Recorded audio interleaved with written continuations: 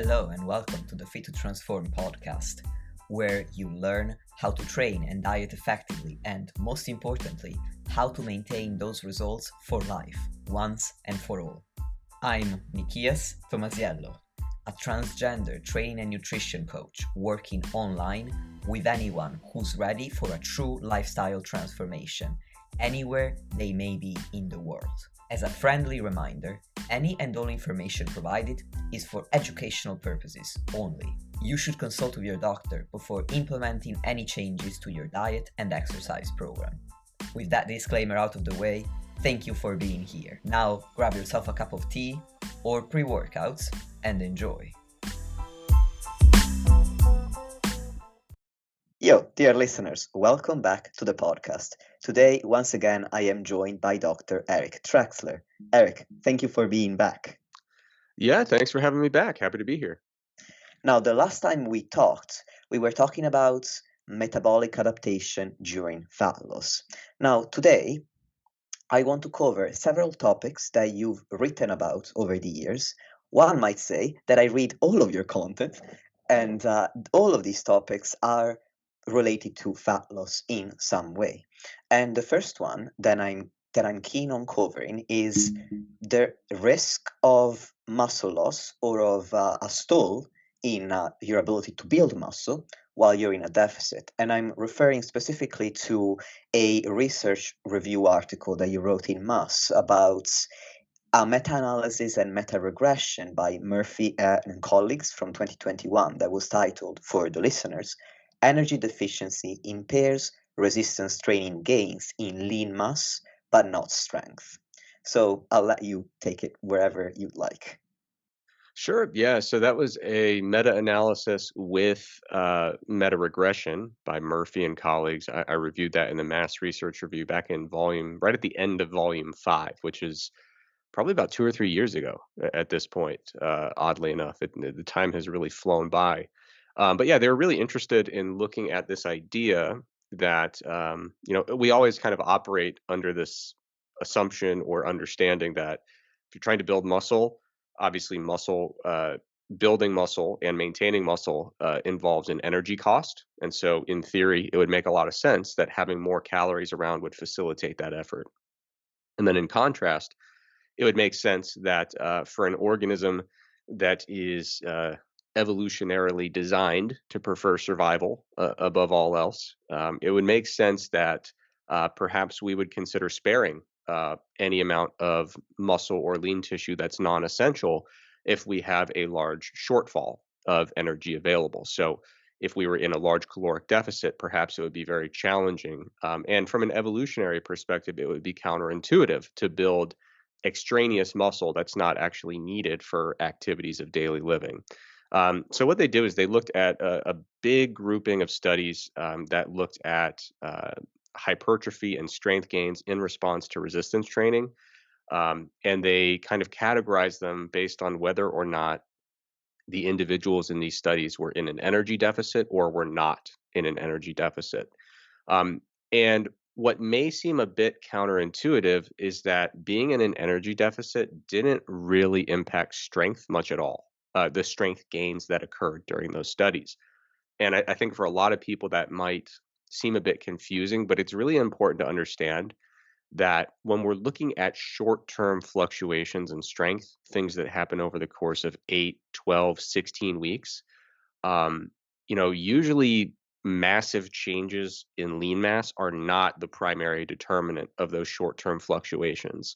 If we really wanted to impair your strength 3 hours from now, we would put you in a state of fatigue. That's kind of the thing that we can manipulate in that super short window.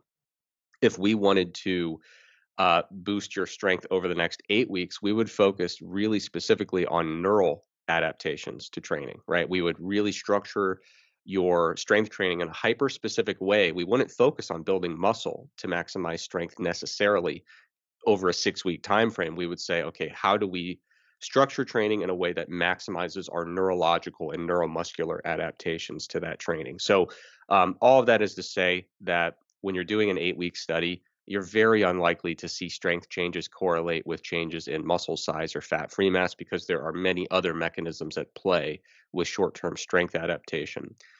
Now, when it came to changes in lean mass or fat-free mass during these studies, what they found was a pretty striking trend in which folks who were training without an energy deficit very consistently had somewhere between a small and moderate increase in lean mass over the course of these studies. But the majority of studies actually found a small loss of lean mass when an energy deficit was present. So, folks who were training with plenty of energy, whether they were at approximate energy balance or even positive energy balance, they generally gained lean mass in these studies. And folks who were in an energy deficit generally lost lean mass during these studies.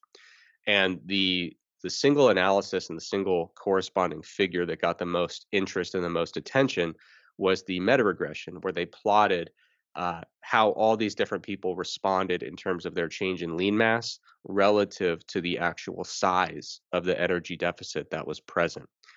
They did find a very intuitive downward trend in the sense that the larger the deficit got, the less favorable the change in lean mass.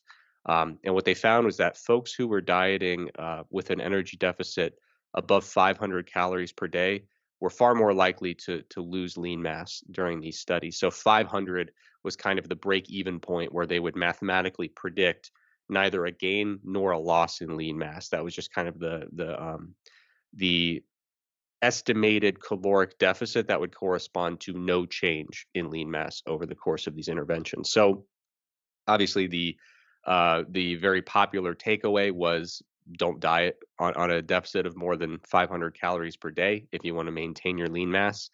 I do think that that's a pretty I do think that that's very much an oversimplification. When you're thinking through how to structure a diet, some folks will want to gain lean mass during a diet, and that can be achieved. Some folks will want to simply maintain, and in that case, you have to think really carefully about how lean they're trying to get, how quickly they need to get there, what their training experience is, how much muscle they have to start with.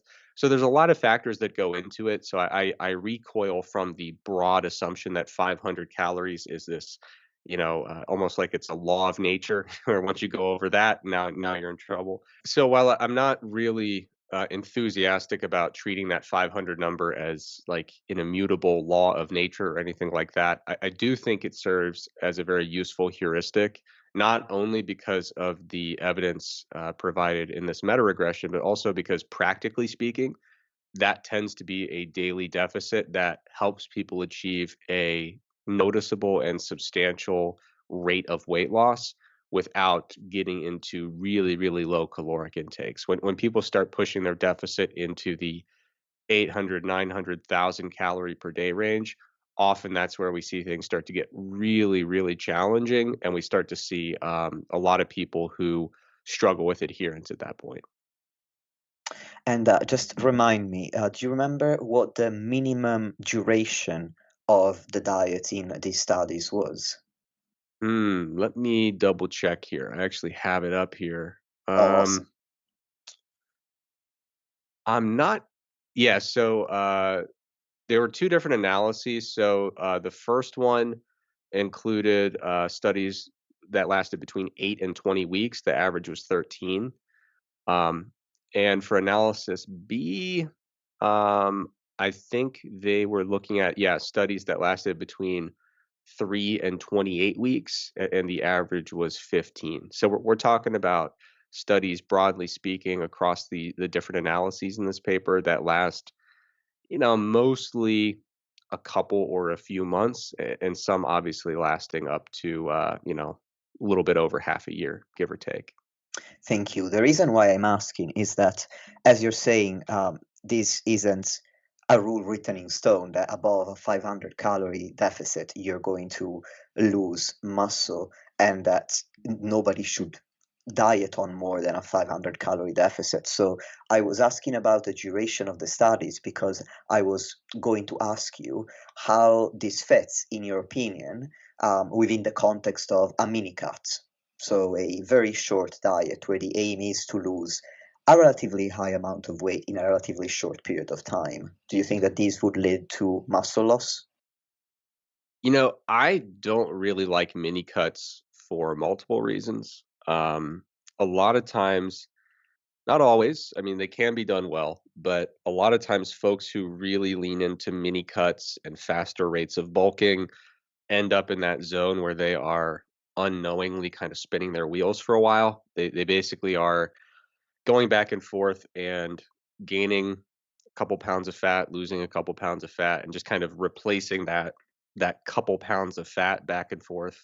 So I much prefer kind of slower rates of weight loss and weight gain. Um, Now, obviously, duration will have some impact, but yeah, I mean, I think you can get away with a larger deficit without experiencing substantial loss of fat-free mass, certainly for shorter periods rather than longer periods.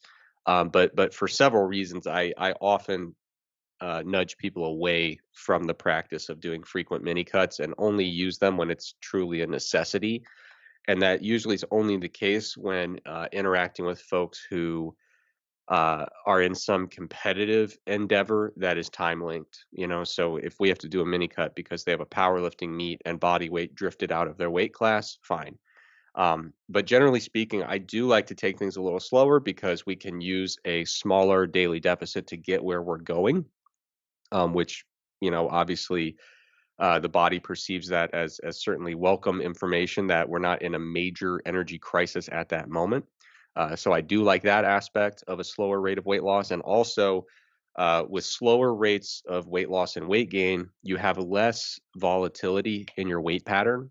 You have less extreme fluctuations in water weight and glycogen storage. And so that makes things it makes it easier to kind of quantitatively assess exactly what kind of progress you're making versus this massive shift of, glycogen and fluid and sodium intake as well that just kind of distorts these rapid fluctuations in body weight. So being someone who's very statistically inclined, I like very clean and discernible patterns and trajectories that I can analyze and interpret. And mini cuts really throw a wrench in that. And I think they have, like I said, several noteworthy downsides. I largely agree with that. I've never used a mini cut with any of my clients because I don't coach competitors at the moment. I've dipped my toes in them this year purely because I was in a time crunch, in that I'm very excited about this. I am going to have a gender affirming surgery next week. Oh, So nice. in order to be in the shape that I wanted to be for that particular surgery, then I did two mini cuts, but I don't think that. And I also, when I covered this in a recent piece of content I made, a newsletter of mine, I explained in that article that had I had more time, I would not have chosen to do a mini cut at all. And Mm. also, I find that they don't just mess with the data, which I don't like either because I'm quite data driven, but they also can mess with a person's psychology. I find that they require a very strong relationship with food and a lot of experience as a dieter to avoid the psychological pitfalls of being in such an aggressive deficit. Yeah, you can easily get into a situation where you're kind of nudging someone toward these really aggressive binge and restrict type cyclical patterns, which of course are not ideal for a variety of reasons. So yeah, that's another downside that I forgot to mention, but definitely one that has kind of played into my decision making over time in terms of whether or not they ought to be used. Now, the only scenario outside of the one I listed where I might consider it would be someone who, like you said, has a psychological profile that I feel really comfortable with in terms of good relationship with food, really solid in terms of their body image and sense of self worth, and kind of disconnecting those two. And for folks in those situations who are just like, you know what, I want to get leaner, I want to rip the band aid off, I just want to get this over with. I don't care if I lose maybe 3 pounds of lean mass instead of two. Like, I'm comfortable with that sacrifice. Let's just lose the fat, get it over with. in those cases, sometimes I will do a shorter and more aggressive cycle of weight reduction, but nothing that a lot of folks when they talk about mini cuts, they're talking about literally like a 2 week period, right? And I just never really find a time for that um, outside of competitors, but or special situations like the one you mentioned. But maybe in that case, instead of us saying, "Hey, we're going to do a 5 month weight reduction," we say, "Let's trim that to 2.5, and let's just do it." Right? Yeah, precisely. I also find that it doesn't really help build a mindset that's super helpful if you want to build muscle and lose fat, which is the appreciation for delayed gratification. Because by definition, a mini cut is really short. I think in the wrong situation, the person who's doing the mini cut might want to do it to accelerate fat loss and then get fall into the trap of thinking that equally they can accelerate muscle growth, just as you were saying, doing Yeah. short cutting cycles followed by short bulking cycles and really ending up always in the same place. Yeah. I mean, one application could be honestly like, sometimes you'll have folks who have been engaged in fitness for decades, right? They know what it's going to take to maintain their fat loss progress after it occurs. But for example, maybe they had a pretty major surgery to address an injury and they were out of training for months, right? And so in those cases, sometimes you'll talk to people who said, you know what, I knew that I wasn't going to be fit. This isn't what I'd recommend, but they just say, so I said, screw it. Like, I'm just going to, live the non fitness lifestyle, treat it like a little vacation, and I'm going to not, exercise, not even be physically active that often. Maybe I'm going to relax my diet a little bit because some people they're very much like, if I can't be really fit, I'm not really all that interested in being kind of fit, right? They're just like, whatever. Like, I'll pick it up later when I'm cleared to actually get back to the type of training I like. And so you might find people in that situation who say, okay, I gained, maybe 15 pounds of fat during this time off of training. I just want to rip the band-aid off, get rid of that fat that was gained, and then get back into my typical routines and typical behaviors. And so for that person, I could say, sure, we can do that in 2 or 3 months, no big deal. Let's just take care of it, right? Yeah, that makes sense. Now, circling back to the topic of the risk of muscle loss during a deficit, if I correctly understand the article you wrote and what you've just explained, this actually sounds really promising in that a lot of people worry that whenever they enter any sort of deficit, that's the death of their gains. And in fact, it puts people off sometimes from going into a fat loss diet, even when they carry excess body fat. And from what I'm hearing, up to 500 calories in a deficit, at least based on this particular meta analysis and meta regression, it seems like not only will you maintain lean mass, but also you may be able on as in a smaller deficit to continue to build it. Oh, of course. Yeah. In a totally different project, I did what's called an individual or participant level meta analysis, more of a meta regression, um, looking at, people who, yeah, basically the research question was how does your baseline body fat percentage predict your gains in fat free mass in response to a resistance training protocol, like in peer reviewed literature? So I was able to get data points. I think it was 160 something data points, maybe from people who were entering controlled resistance training programs. And generally, the main finding of that analysis was that there are plenty of people, if you're entering a resistance training program and your body fat at the start is, let's say, 40%, 45% body fat, we have every reason in the world. And on top of that, you are not previously resistance training, we have every expectation that when you enter that resistance training protocol, you are both going to lose fat and build appreciable amounts of muscle and lean mass. Now, the leaner you get, the harder that gets. And you have to start getting it. I should say, the leaner you get and the better trained or more well trained you are as a lifter, right? So, if you are a total beginner and you have really high body fat, that's one extreme where your muscle gains in response to training are almost assured, and your fat loss in response to any kind of exercise intervention is almost assured, right? But as you get into a situation on the other extreme where you've been lifting for 25 years straight, you're very muscular, you have very low body fat, and you're maybe trying to go from 11% body fat to 7, now the likelihood that you're going to be building muscle while losing fat is extremely unlikely.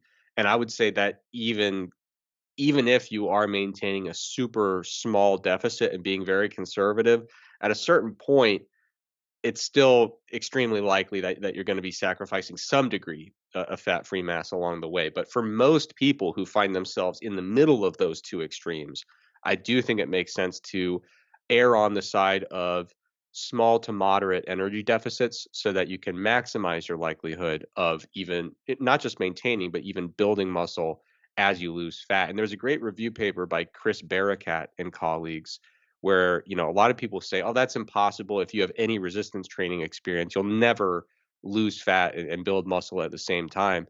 And I love that paper because, Barakat and colleagues, they provide a really solid basis and justification rooted in theory and prior evidence, but they also just said, well, what about all this? They just kind of laid out all these different examples in the literature where fairly well trained people who were reasonably lean at baseline, not shredded, but reasonably lean, were able to achieve this. And usually the ingredients for that successful process were um, a really well built, well structured resistance training program, adequate protein, and an appropriately sized caloric deficit, usually erring on the smaller side.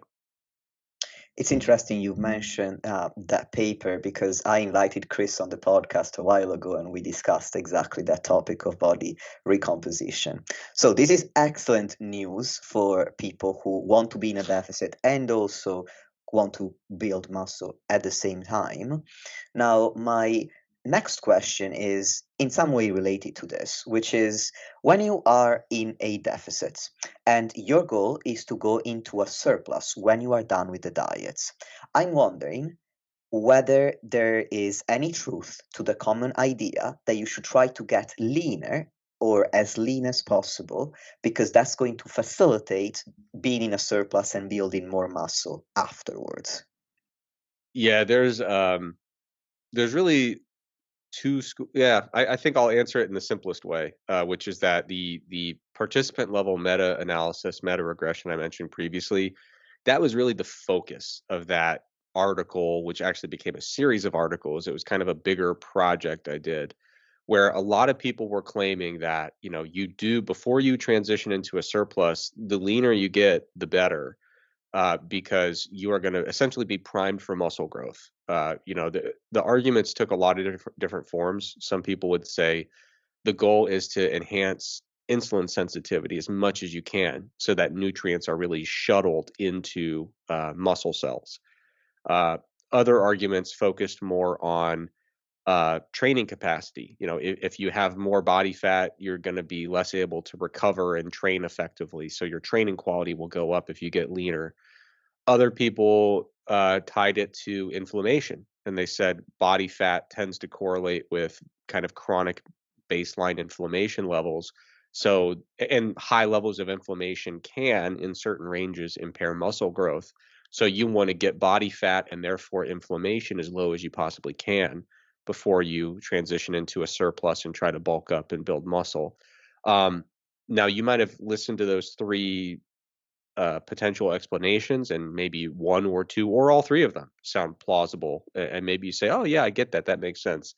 But unfortunately, the research doesn't really bear that out. The despite the fact that this line of thinking has become really popular, it's built on an extremely weak, and I would say almost non-existent base of evidence. And in fact, the preponderance of evidence actually points us in the other direction. So the general claim here is that people who get leaner are necessarily more primed for growth, and not only that, but they'll have more efficient growth, meaning that they can gain a given amount of muscle mass while accepting a lesser amount of obligatory fat gain along the way. So the idea is the greater proportion of mass gained would be lean mass rather than fat mass.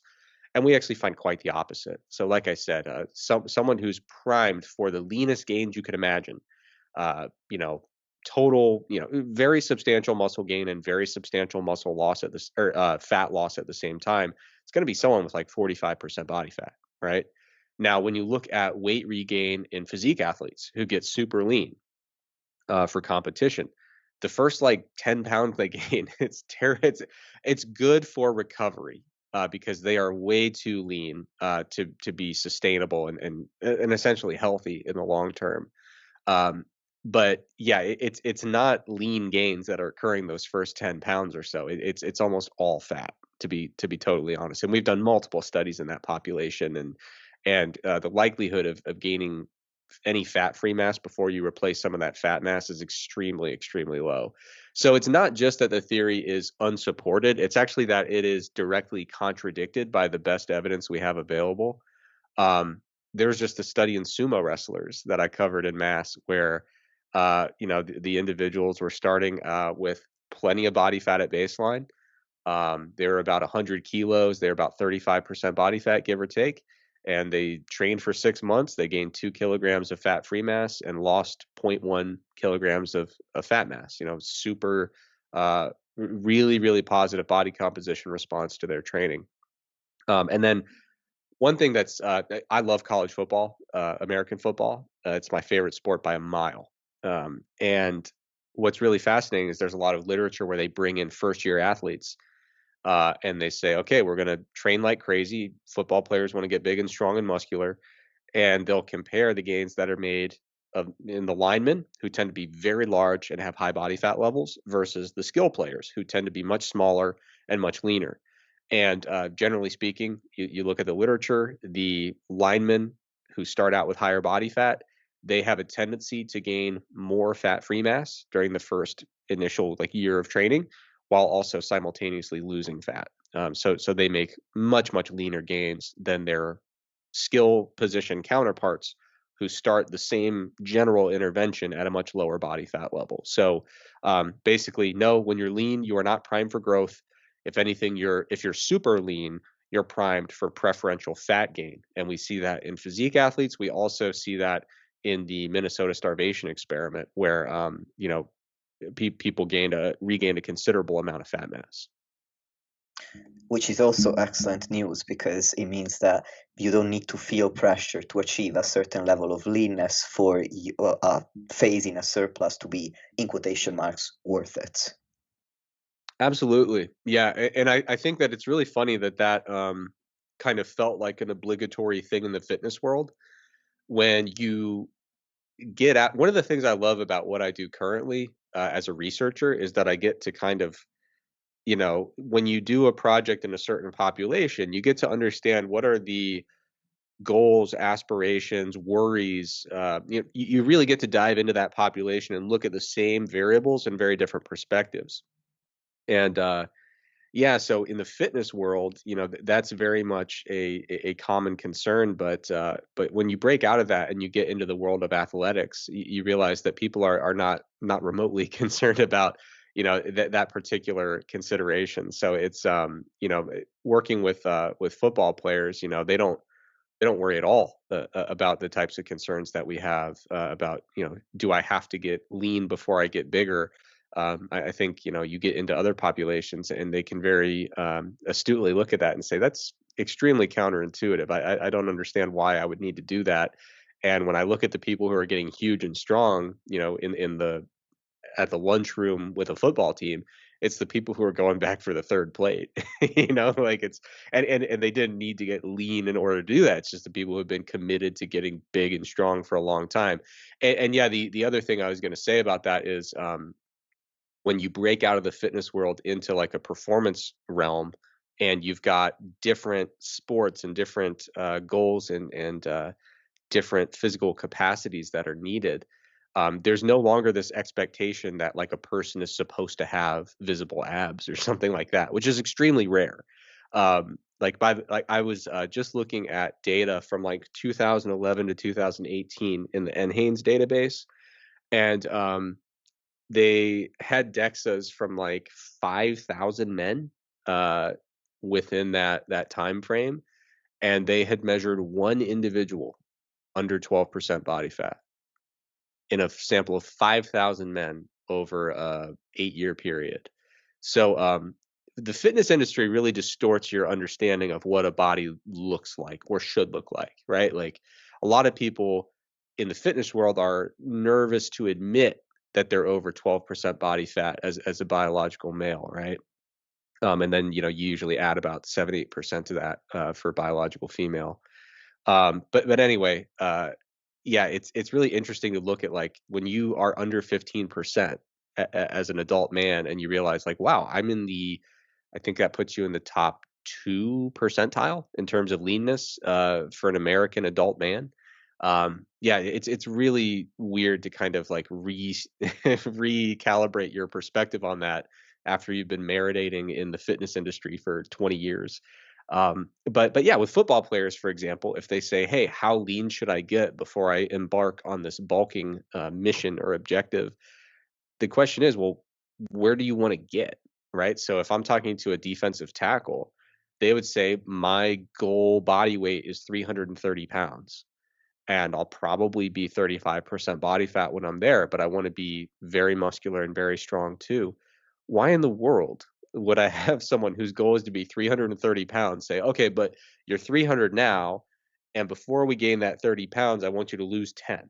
I mean, it just makes no sense when you break out of the kind of fitness world hive mind, where it's kind of understood that once you get out of like lean ab territory, visible abs, now you're really playing with fire. It's like you go to these other populations, you realize that some of that thinking in fitness is more distorted by culture than actual evidence. Yeah, that's crazy. And thought provoking how your perspective changes depending on your goal. So, when the goal isn't physique, but it's performance, you can have an entirely different view of body composition, where a body composition that a physique athlete or somebody who's physique oriented would find, in quotation marks, horrifying, is pretty normal. And if anything, that's their version of visible abs because it Yeah. allows them to perform at their best. Oh yeah, it really is silly when you break out of fitness and you work in other areas with highly motivated people who are honestly these folks are more motivated than your average fitness person because they're like trying to go professional in a highly monetized sport, right? But if you talk to, a defensive lineman who is, like I said, really high body fat, um, yeah, it's like the idea that, yeah, what I was gonna say is, people in the fitness industry worry like, am I totally screwed? Have I lost my ability to build muscle efficiently if my body fat percentage goes above 15%?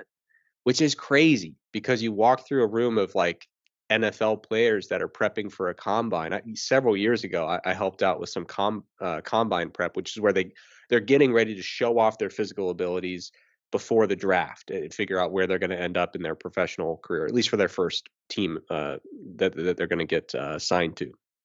So no one around there was worried about having over 15% body fat. We had people who were well above that and were training their butt off and building muscle like crazy, getting ready for this combine prep. So, yeah, like I said, it's just really interesting to see how the cultural elements of the fitness industry have really recalibrated our expectations for how lean someone ought to be. And by extension, even these kind of mythical ideas, like once you get above like 15% body fat, somehow that's going to impair muscle hypertrophy, even though some of the athletes making the most incredible gains I've ever seen in my entire life are these American football players who are 20% body fat, 25, and oftentimes even considerably higher. I'm really glad you shared that, Eric, not only because you actually answered my question, obviously, but also because I think it's really valuable for people who are entrenched in the fitness industry, like the people listening to this podcast, to get that perspective and therefore be able to check with themselves that when they set a goal, for example, of going into a fat loss diet, they don't take it to an unnecessary degree simply because of these beliefs that the fitness community shares. So thank you very much for that. And actually related to this, another claim that I've at least heard is that a maintenance phase between a deficit and a surplus can have some benefits. in theory. For example, I've heard people state that it can help either if it's between, so if you were in a surplus and it's before you go into a deficit, it helps in quotation marks solidify the gains that you've made so that you're at a lower risk of losing the freshly minted muscle that you've put on. And conversely, when you're going from a deficit up into a surplus, it serves the purpose of helping you avoid letting the floodgates open, so to speak, and overeat because you've been in a deficit for a while and now you're overshooting your surplus target by a mile. So, what are your thoughts on this? My belief is that if there's any benefit to be obtained from this strategy of putting in a maintenance phase between the two, uh, the benefit would be purely psychological or behavioral. Um, and so I don't want to discount that because a psychological benefit is a real benefit. But I think what has really led to this idea getting popularized is kind of what I alluded to earlier with, once you're doing these rapid fluctuations back and forth between cutting and bulking, especially if they're pretty aggressive, so large deficits, large surpluses, you get these periods of high volatility where weight transitions, weight fluctuations seem to be really large. And so I think a lot of people basically were doing fast cuts and then switching to pretty aggressive bulks. And in the first couple weeks, they see this massive spike in scale weight and they say, "Whoa, I regained all my fat." Conversely, people were doing really fast bulks. They're eating all this sodium, all this carbohydrate, glycogen everywhere, and also, I should mention a high, mass of food content in the GI tract at any given time. A lot of times we forget about that, but, food, it doesn't just go in and come right out. It works its way through our GI tract, and when we're eating a ton of food, that impacts body weight. So anyway, they're totally full, and then they cut into this aggressive, or they switch into this aggressive cutting phase, and there's this massive drop in sodium intake, drop in fluid intake, drop in glycogen, drop in the GI content, or the food content in their GI tract. And so they see this massive immediate drop in body weight and they say, "Oh, I lost all that muscle that I gained at the end of my bulking phase." In reality, they're just kind of overreacting to these big fluid shifts that happen when we do these really aggressive transitions from one phase to the other. Now, that's not a problem. Like, so even if you are doing pretty conservative cutting and bulking phases, you will still have volatility during those transition periods. That's not a problem.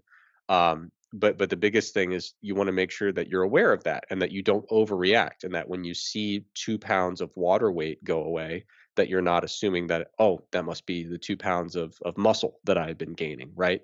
So all of that is to say, like, I think some people do experience some psychological benefit of not dealing with the massive changes. Some people do, enjoy that, and it also gives people an opportunity to kind of, ease into some behaviors that are a little bit more of a middle point rather than a huge, bulking like crazy into a super aggressive deficit. You see that that's such a huge change in your eating behaviors and your eating pattern. Sometimes it's easier to kind of take a step down into maintenance and then another step down into a cut from a behavioral perspective. So there can be some benefits there psychologically and behaviorally, but physiologically, I don't really see a plausible explanation for why those maintenance phases would be necessary or even beneficial. Thank you for busting that myth. I actually really like maintenance phases between surpluses and deficits, but as you said, the only benefit I've ever found is the psychological benefits.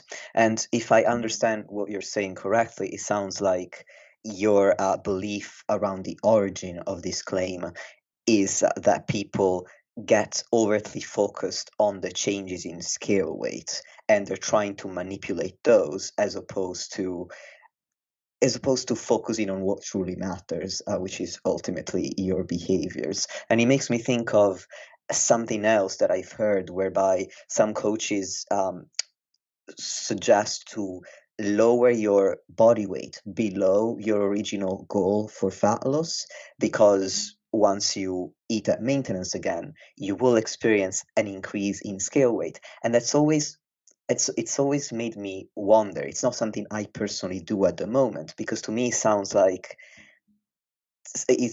paying more attention to the scale when we don't really care what the number is. We care about the body composition that we've achieved if we are interested in approaching a deficit or a surplus. Yeah, I think that could go either way. Like the strategy you described of cutting to maybe 3 or 4 pounds below the goal weight and then letting it drift back up with as you transition to maintenance. That's one way to do it. I don't really have a problem with that. I would argue that perhaps a slightly better approach in terms of equipping your client with lifelong skills and lessons is to say, okay, we got to the end of our cut, which is where we wanted to get. Um, you know, take inventory of your body composition. Are we happy with where we're at here? And, if the cut is over, then hopefully the answer is yes. And then say, okay, now here's what the process looks like moving forward. You're going to switch to maintenance. You're going to have, more carbohydrate intake, more sodium intake, more fluid intake, more bulk content in your GI tract. Your scale weight is going to go up a few pounds over the next few weeks, and that's normal. And that doesn't change the fact that right now we are quite happy with what we've accomplished, and that's not going to change when your scale weight goes up 2 or 3 pounds. So I think it's a good learning opportunity for your client, which I would seize when possible. But I think the alternative strategy you explained is kind of working around that teaching opportunity and just saying, okay, instead of digging into the details and kind of teaching you that lesson that you can carry forward, I'm just going to kind of like take a little shortcut and say, okay, let's get a little leaner than we want to, so that at the end of the day, you're going to be happy with where we're maintaining. Yeah, the strategy you described is exactly what I do, because, as you say, I really want to capitalize on the opportunity for clients to understand that maintenance is always going to be a range. So when we get to the end of their fat loss phase, I explain to them exactly what you said, and I hope that with practice and experience, they will get more comfortable with the idea that maintaining within a range of a few pounds is maintaining, it's not losing or gaining. Yeah. And on that note, I think something that doesn't get talked about enough that is really important is I think there are some fitness coaches out there who their idea of success is that they want to keep their clients around for as long as possible. And so some people misinterpret that and think as a coach, I need to maintain some degree of mystique or some I need there to be this perception that I have more to offer after I've been working with someone for a year or 2 years or 3 years. And so I would highly discourage people from feeling that way. I think if you're a coach, your route to success is not necessarily keeping the same client forever. It is helping that client learn and achieve their goals, and having that client then go and recruit 5 more for you because they can't stop talking about how good the experience was working with you. So yeah, you want to teach your clients and help them get where they're trying to go so that they can take that forward and then do it themselves without you in the future. And that will return a lot more for you as a coach professionally than just keeping people around forever and trying to like kind of keep some of the stuff, up your sleeve for later use. And I will say, counterintuitively, the more you operate like that, you will find that you literally cannot get rid of your clients. And I say that facetiously because at that point you've built a strong relationship. You don't want to get rid of them. But I have had clients where after a while, I take all these teaching opportunities to really facilitate their growth so that they can do this stuff independently moving forward. I've had candid conversations with clients where I say, I enjoy corresponding with you. Uh, I love having you around. I don't know why you are still here. Like, I don't think I have that much more to offer you. I think you can do this on your own.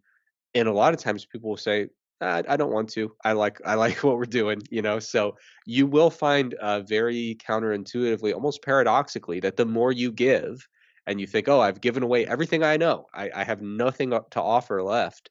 Uh, it will be harder to get rid of clients at that stage, which I didn't expect. I just kind of coached the way I thought was the ethically right way to coach, which is give what you can, and when people don't need you anymore, they leave. And I was very surprised to find that it didn't necessarily work out the way that I expected. And people that I was like, I've given you like all the expertise I have, every lesson. I don't know what you want from me anymore. And they're like, things are going well, and I really enjoy it. So let's keep going. And so that's the best of both worlds because you have, as a business owner, you have tremendous client retention, but you also have those folks who are going out and engaging in the fitness community and praising you and telling people like I've had this incredible experience working with my coach, and if you can somehow get on their roster, you're gonna be thrilled. I really like that. And I completely understand why some coaches would think to try to maintain that mystique, as you said, because, well, being self-employed is really difficult. So you can Yeah. get into a scarcity mindset where you start worrying that you won't be able to maintain your business if your clients start to leave. So I'm glad that you touched on how the counterintuitive approach is more effective because I have hired coaches myself to be able to put myself in a client's shoes. And when coaches withheld information from me, and being a fitness professional, I could tell because I was aware of that information, it frustrated me. And so, if anything, you could run the risk of aggravating a client if they perceive that you are actually withholding the information that they're coming to you for. One of the reasons that my clients often bring up as a unique selling point of mine, I suppose, or something they really like that I do, is that whenever they have a question, I just answer it. And they're Yeah, like, well, yeah, I pay you so that I don't have to Google it and waste hours and hours trying to figure out what's right and what's wrong. yeah, and fitness is weird because, like, you know, there is so much fitness content on the internet, right? And I remember, like, when people were first starting to whisper about generative AI, and they're like, "Oh, no, like, fitness expertise is gonna become devalued because people can just find the right answer." And I was like, "It's probably the opposite." Basically, with generative AI, making it easier to create content at really large scales, it just means that finding the needle in the haystack is gonna involve searching through a much larger haystack, right? As more and more kind of nonsense content gets generated that appears to maybe have some fitness gems hidden in there, I think, the expertise and experience of a really qualified content creator or coach or whatever the case may be, I think it's gone up rather than down. And yeah, I mean, with clients, it's a fine balance. Like you said, when people ask a question, you want to answer it. You want to answer it thoroughly. When people run into a challenging instance, you want to provide some context and background and explain what's going on. But of course, the one thing I should mention is that it's not a race. You don't have to do it all in a day. So you don't want to overwhelm a client and say, okay, within the first 2 months of working with me, I am going to just try to upload all the information I have about fitness from me to you, right? We're going to do this massive data transfer. Like, you have to figure out what's an appropriate way to introduce topics when a client's ready for them, give them the thorough explanation of that topic. And yeah, you should never be keeping things in your back pocket just for the purpose of being useful in the future. But you also want to make sure that you are not kind of going overboard and overwhelming people with too much information too quickly that's just kind of not salient or pertinent to their current position in their fitness goal. Absolutely, that's a really good point. And there are times when I explain to my clients, because of the stage at which you're at, you don't need to worry about this question that you're asking. I think the point I was trying to make is that you don't want to dismiss a client because they will be able to tell that you're dismissing them.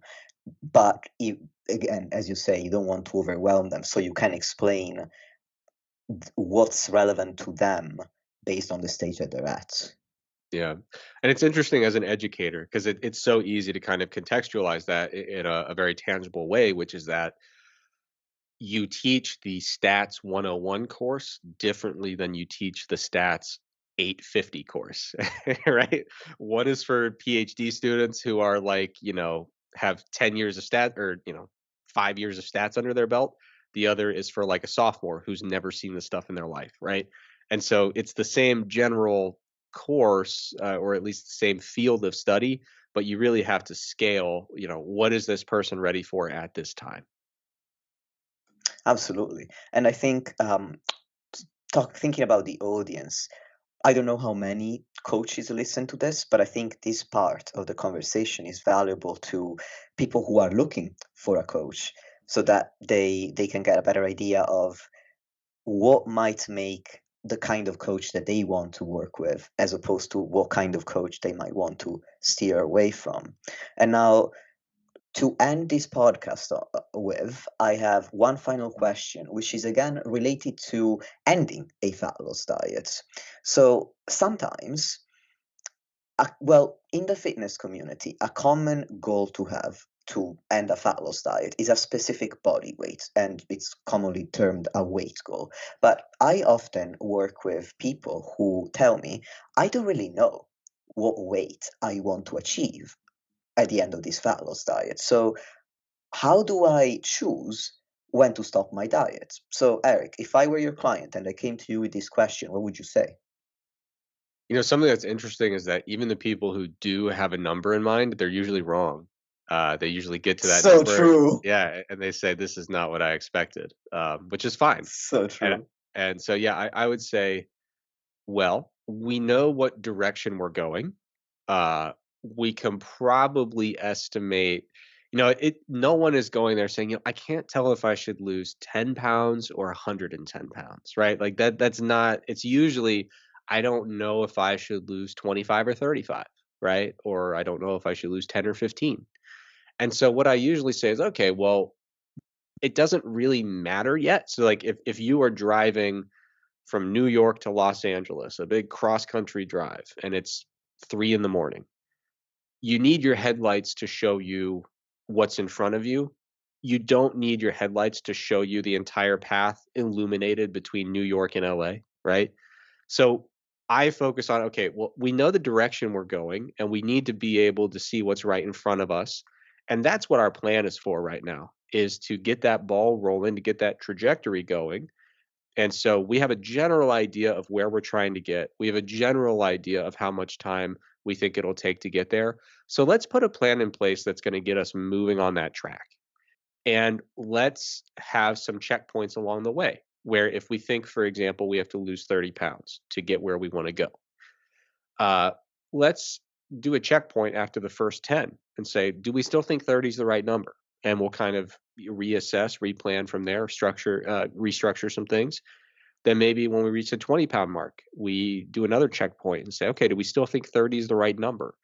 And what you can do then is just kind of have some little intermediate checkpoints that are, you don't want to be doing it every couple days because that's too much. Things fluctuate too much. But, you want to have these well spaced checkpoints where you can reevaluate and reassess. And like I said, whether you think you know your target weight or not, you should still do this approach because I I can't think of, outside of really experienced bodybuilders who have gone up and down, up and down, up and down many times planned, you know, very few people actually know what the right target weight is for them. And the people who think they know, like I said, are typically wrong. That makes sense. And from a physique-oriented perspective, we've established that you don't need to be particularly lean in order to benefit from a bulking phase or a calorie surplus afterwards. So it doesn't seem like there's an objective criterion there that I would use. But from the perspective of general health, do you think there are objective criteria that you might want to achieve before saying, okay, I am happy with the amount of fat loss that I've achieved, such as, I don't know, a BMI category or a waist circumference measurement? Yeah, I mean, I think, definitely, BMI gets a lot of heat. Some people overuse it, some people underuse it. Um, some of the heat is justified and some isn't. I personally believe that BMI tends to be a pretty good metric for the general population. uh, it tends to correlate pretty well with uh, cardiometabolic risk factors for significant chronic diseases. So I do think that BMI can serve as a useful indicator, but if you are someone with above average muscularity, someone who does a lot of resistance training, you might have to modify it accordingly. There's also strong evidence that certain racial and ethnic groups might need to modify it just a little bit to make it more appropriate for them in terms of tying a BMI number to a particular health risk. But generally speaking, it does serve a lot of people well to try to get a BMI below 30, and in some cases even lower. Um, in terms of body fat percentage, I think a lot of people are surprised to see what ranges are associated with good health. Um, you know, I've seen numbers that, for male body fat percentage, we're talking about aiming for, maybe 20-25% body fat, for health purposes. And then for female numbers, adding about 10 to that. Um, so yeah, it's really interesting though, to see, in the fitness world, like I said, people think once you get above 15% body fat, you're in poor cardiometabolic health, and it's like you're still comfortably in what a lot of medical organizations consider the optimal range, which, like I said, probably for males goes up into the well into the 20s, and then for females, well into the 30s. So um, yeah, I think BMI though is usually the easiest and most tangible metric because a lot of people don't know what their body fat percentage is and don't have access to a reliable equipment to measure that. So BMI is pretty good, and yeah, I could get into a whole tangent about BMI, but maybe I'll save that for another day. But yeah, I think usually trying to get BMI under 30 is a great first step. And then the question becomes, okay, do we want to push this further and try to get it under 25, which would be kind of, the commonly considered the optimal range is 18.5 to 25. But there are a lot of factors to consider when you're deciding, okay, do we really want to push to 25, or maybe does it make more sense to say 26 or 27 would be right for you based on muscularity, racial or ethnic group, things like that. I have just written in my notes, rant about BMI next time, because of course I'll invite you on the podcast again. Yeah, because I've Mm. written some articles about what BMI is good for, what it's not, the concept of you know, uh, what do they call it? Metabolically healthy obesity, where BMI is over 30, but health related biomarkers seem to be within advisable ranges. And then, of course, there's the opposite, which is what they call normal weight obesity, where your BMI is in what they consider the normal range. I wish there were a different term for that, but BMI is under 25, but your health related biomarkers are actually more indicative of someone who has an elevated BMI. So yeah, there's so many distinctions and kind of nuances to dig into there, and they're worthwhile. But I think the kind of short version is that BMI still tends to be pretty good, but if you're, for example, very muscular, then you might need to give yourself a little extra buffer and say, you know, 26 or 27 for me is what 25 would be for someone who doesn't have the same level of muscularity. That makes a lot of sense. And we can cover it with the degree of nuance that it deserves another time. Because, funnily enough, I've been wanting to ask you about reverse dieting for two podcasts now. And every time we end up talking about other things, and there is no time. So, there will Yeah. be another opportunity for you to come back on this podcast for sure. But for now, I do want to be respectful of your time. And although you've been on the podcast relatively recently, I don't want to assume that everybody in the audience already listened to that episode. Maybe there's somebody completely new. So if you want to share where people can connect and find you then I can add the links in the show notes. Yeah, and I will say this, the short answer is I'm not an advocate of reverse dieting.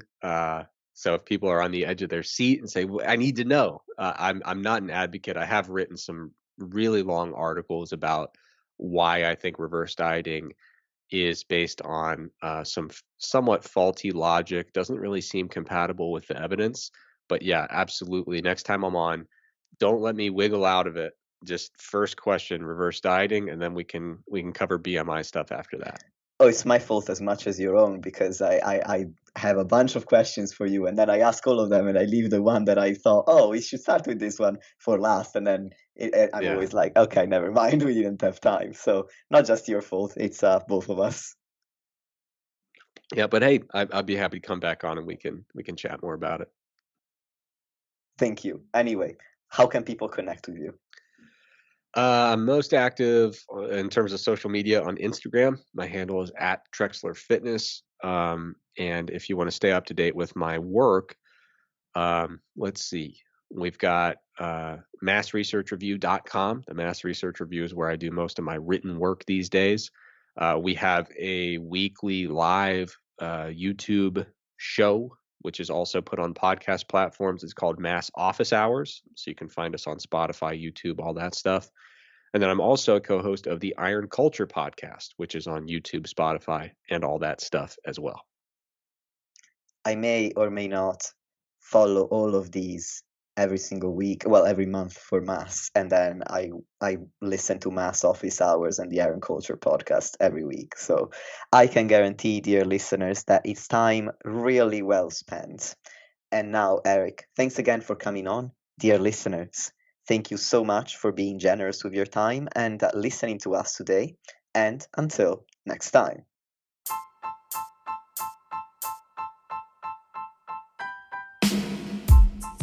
Lastly, if you want to support the podcast and help me reach more people, please leave a 5-star rating or review on any podcast platform that you're using. Thank you very much for listening, and I'll speak to you soon.